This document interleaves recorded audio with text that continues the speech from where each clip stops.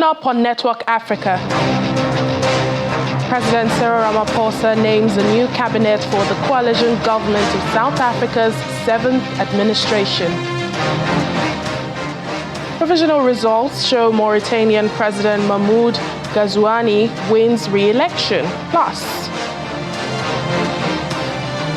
President William Ruto says Kenya will have to borrow more money after the new taxes were withdrawn. Hello and a warm welcome to the program. Thank you so much for joining us this week. I'm Layo Olarinde.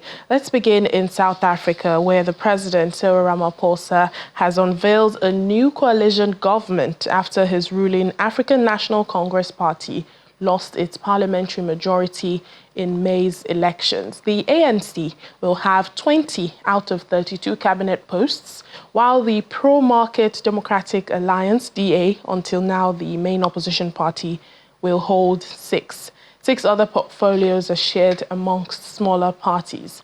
Well, President Ramaphosa has called the government of national unity an unprecedented event in the history of the country's democracy. These appointments followed weeks of tense negotiations that threatened to mar the agreement. At one point, President Ramaphosa had accused the DA of trying to create a parallel government in breach of the constitution. The partnership between the GNU parties is guided by a statement of intent which outlines fundamental principles and a minimum program of priorities. All the parties have made a commitment in writing to respect the Constitution and to promote accountable and transparent governance, evidence-based policies, and decision-making, the professionalization of our public service based on integrity and good governance. The incoming government will prioritize rapid, inclusive, and sustainable economic growth and the creation of a more just society by tackling poverty and inequality, as well as unemployment. The establishment of the Government of National Unity in its current form is unprecedented in the history of our democracy. We have had to consider how to form a new government in a manner that advances the national interest, that also gives due consideration to the outcome of the election and that makes use of the respective capabilities within each of the parties represented. Let's take a pause on our main stories for today and go to stories and happenings that made headlines over the weekend. A demonstration in Butembo, Democratic Republic of Congo, against the advances of the Rwandan-backed M23 rebels turned deadly on Saturday, resulting in 1 death and several injuries.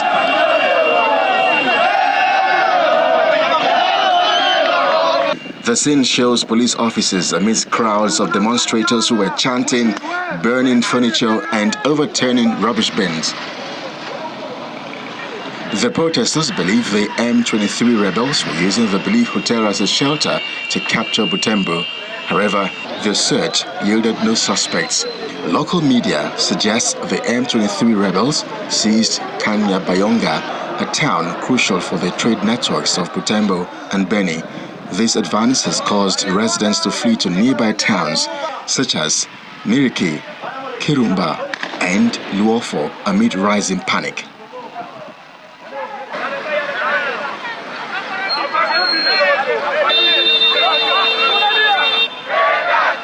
In Burkina Faso, the National Coordination of Citizens Watch Associations and other Burkina nationalists organized a sit-in in front of the French embassy in Ouagadougou, demanding that the embassy be relocated away from the current presidential palace. Demonstrators carried national and Russian flags and placards reading, quote, "Down with Macron, down with France, and we are a sovereign people," end quote. They can also be seen blowing horns as they make their way towards the French embassy, where security forces have cordoned off the perimeter and used tear gas to disperse the demonstrators.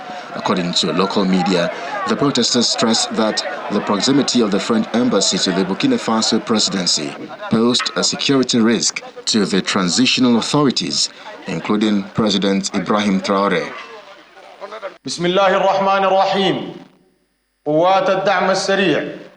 And in Sudan, the spokesperson for the Rapid Support Forces, Al-Fatah Qurashi, claimed that its forces had completely taken control of the key city of Singa in a statement on its X account on Saturday. However, the Sudanese army denied RSF statements but confirmed that fighting continues in the region, the capital of Sennar State. The RSF controls most of the capital, Khartoum, Garissa State in central Sudan, the vast West Darfur region, and a significant portion of Kordofan to the south. Sennar State, home to over 1 million displaced Sudanese, connects central Sudan to the southeastern regions controlled by the army. And that's a summary of your weekend stories. On the sidelines of the third ordinary session of the 6th Pan-African Parliament in Midrand, South Africa, our correspondent Innocent Samosa sat down with the Deputy Speaker of the House of Representatives in Nigeria, Benjamin Kalu. In an exclusive interview with Channels Television, Mr. Kalu said that the Nigerian government is fully committed to diversifying its economy by investing in agriculture, manufacturing and technology sectors to be able to create a more balanced economic structure.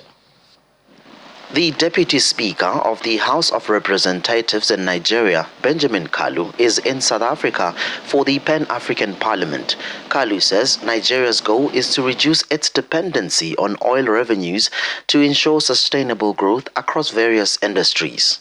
And so agriculture happens to be one of the key elements that the administration want to thrive on to ensure that the nation is healthy and is provided for, is economically robust as it's supposed to be. And based on that, policies around agriculture is being fine-tuned by the current administration. Laws around agriculture is being reworked to make sure that opportunities are better created for those who are playing within the space. According to Kalu, the African Continental Free Trade Area, AfTA, presents a tremendous opportunity for Nigeria. A lot of countries have signed into it, and Nigeria is one of them. And because we know what it's going to do for Africa, it's going to increase inter-African trade by 33% and reduce the continental trade deficit by 51%. And that is huge. So that is why we are doing our best to make sure that, it works. We're giving it all the support that it needs, because I am sure that one of the roles that the Pan-African Parliament is going to play is to make sure that we have a single market legislation that will, be uniform for all of us who are going to play in that space to play. Speaking of the economy, Kalu says that the government is very much aware of their current economic challenges. However, their efforts to improve the situation continues, including addressing the devaluation of the naira. The current administration, in its transparent nature, in its manner of showcasing integrity and diligence, said no, we are not going to make Nigerians to be like the more you look, the less you see. If it is not well, we will tell you it is not well, and we are working on it, instead of giving you the impression that all was well, and then at the end of the day, the numbers don't add up. Now, the first thing that the current administration did was to remove the oil subsidy, which everybody, felt that, this was cushioning the effect of the biting of the economy. Now you remove it, it's going to bite more. He said, yes, few people were benefiting from that. We do apologize for that abrupt end to that story, but let's move on to Mauritania. Their elections. Provisional results in the country show President Mohamed Ghazouani has been re-elected as the head of state following Saturday's national vote. The Electoral Commission website shows that he took over 56% of the vote, beating 6 opposition candidates. Well, analysts had expected him to win the election in the first round. The president, a former army chief, is credited with establishing stability since his first election 5 years ago after decades of political unrest and frequent coups. He has been allies with Western partners such as France and the US, but has also kept ties with junta-led neighbors, including Mali, Burkina Faso, and Niger, which have pivoted towards Russia in recent years.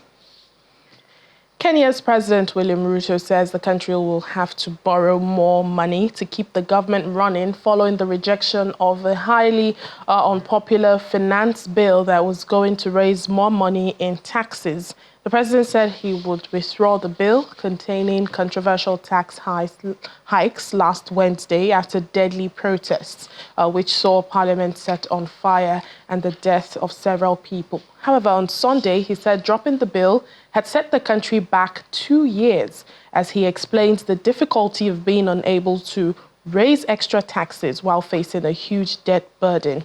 According to him, this meant Kenya will have to borrow 1 trillion shillings, that's about $7.6 billion, just to be able to run the government. Let's get more on this. Joining us now is Cyrus Ombati, Kenyan journalist in Nairobi. Hello, Cyrus. Thank you so much for your time. Well, after withdrawing this controversial bill, President Ruto says the country will now have to borrow. How are Kenyans reacting to this? Good evening. That was the question people were asking after the president's address, or rather the press conference he had yesterday, because he said after the fall of this bill, the country is going to borrow more than 1 trillion shillings. That's a lot of money to say. People are asking themselves, why should it be 1 trillion shillings? Because the deficit which was there in the initial budget was 346 billion. So why should we need to borrow 3.346 billion Kenyan shillings? That's the question everyone is asking here and there, because it doesn't make any sense. And you see, all along, the country has been relying on borrowed money to make ends meet, or rather to fill the gaps that are there in the budget. The conversation now is around that, whatever he said yesterday about borrowing that money, which everyone thinks that is too much to handle, to say the little. Because all along this government has been borrowing money here and there daily or every month to for example, pay pending bills, which is now becoming more expensive for the country to run. We hope that with the austerity measures that he has announced, things are going to cool down to be able to address many other pending issues. Well, Cyrus, despite the withdrawal of this finance bill, there has been continued anger against the government, but have the protests subsided? Yeah, it seems that people are not kind of convinced that even after we withdrew the bill, that things are okay. No, people are demanding more from him. Actually, others are saying he should leave power, which is not actually tenable or workable, because currently, as we stand, there is no electoral body in Kenya. So if you say that the president and his government is leaving, it means you leave the country in a big quagmire. Tomorrow there's another major planned protest in the city and other parts of the country. The organizers are saying you shut down, or rather you sit where you are and make sure things are not moving. So it may be more chaotic, in as much as they will not be trying to occupy offices or government offices or private ones. But we anticipate to have chaos here and there and confusion. This may paralyze operations, and you see it affects in terms of revenue collection. Operations are paralyzed. There's nothing going on in the country as we speak per se. There's a lot of tension. The government is mobilizing here and there to counter the protests. Militaries are being deployed and in key installations, government infrastructure. It's a lot of confusion and fears here and there. We hope that he will have a meaningful kind of engagement with this group which is organizing the protests. Of course, they are demanding many things. For example, he needs to dissolve his cabinet. some of them have been mentioned, one or two corruption issues here and there. The kind of to show a form of seriousness that is going to address this issue. Thank you so much, Sarah Sombati, there for us in Nairobi. We'll take a break now on the program. Still to come. We'll take a trip to Rwanda's Institute for Conservation Agriculture, where students are educated to create cutting-edge solutions to food problems. Please stay with us.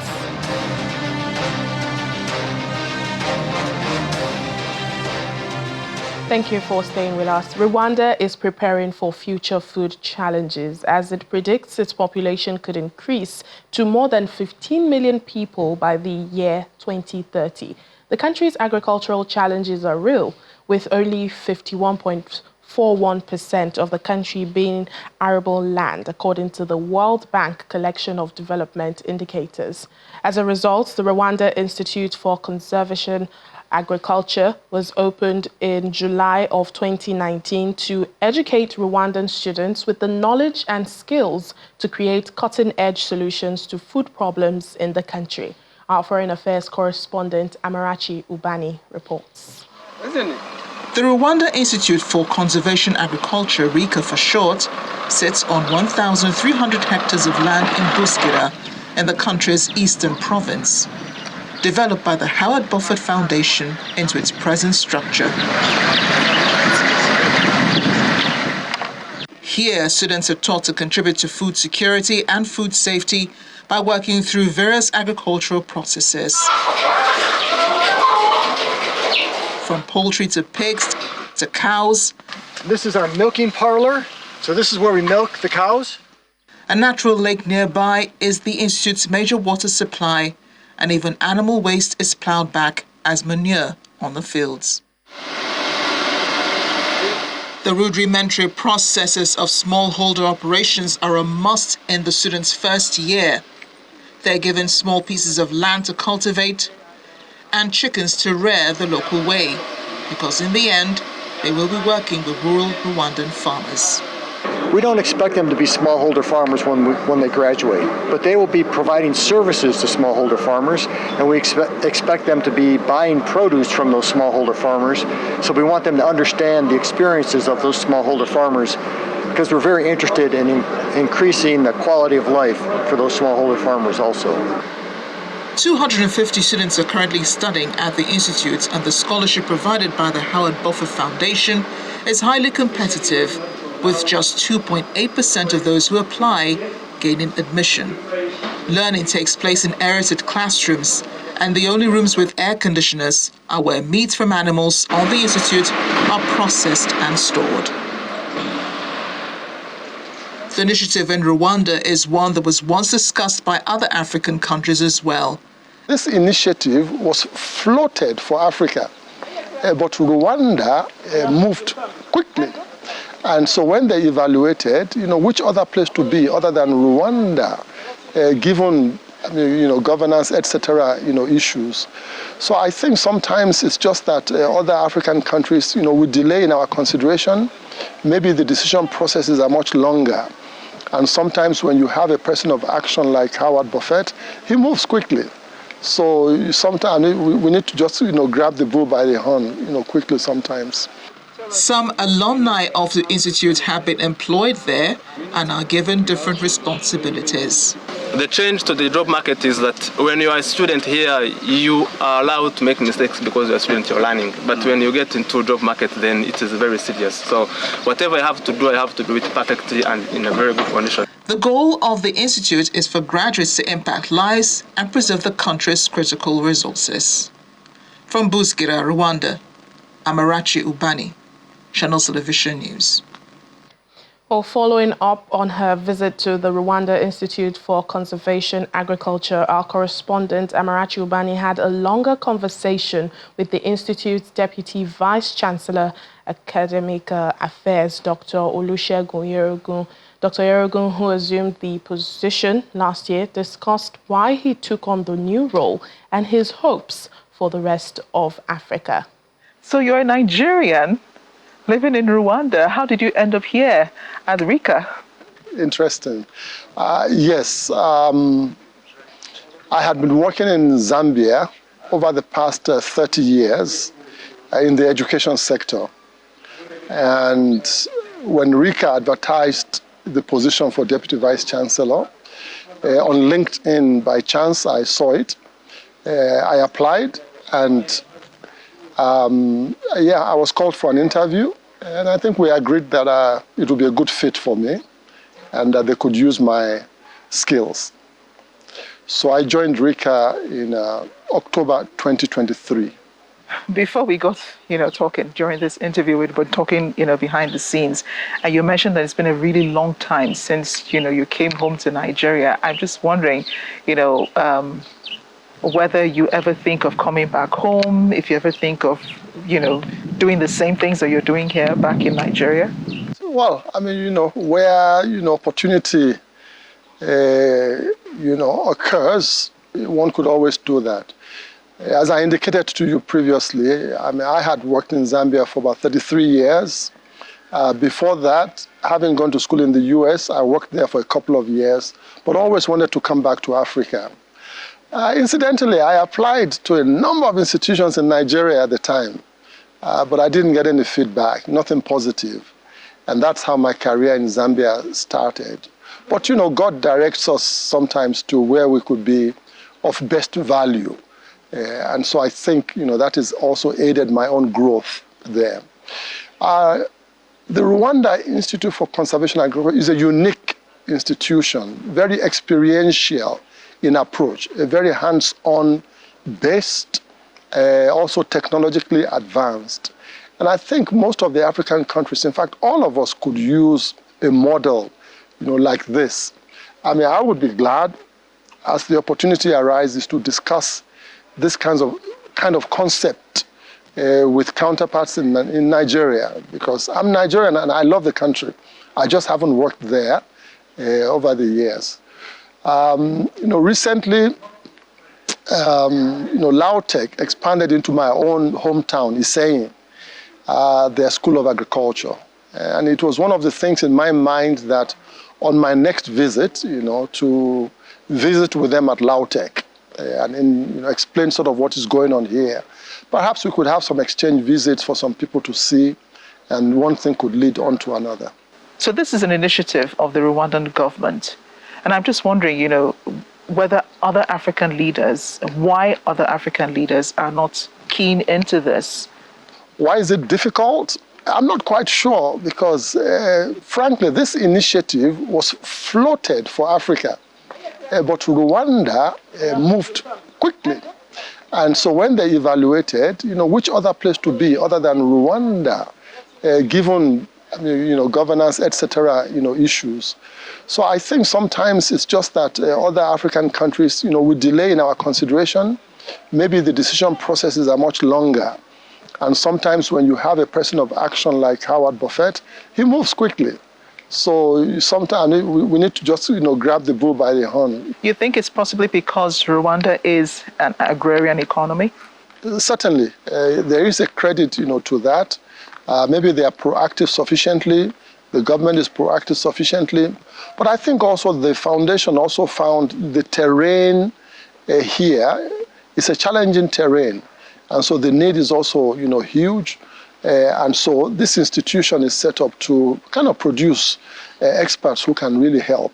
So I know the plan is to, eventually have students coming from East African region, but I'm wondering if, you also see this expanding to possibly Nigeria.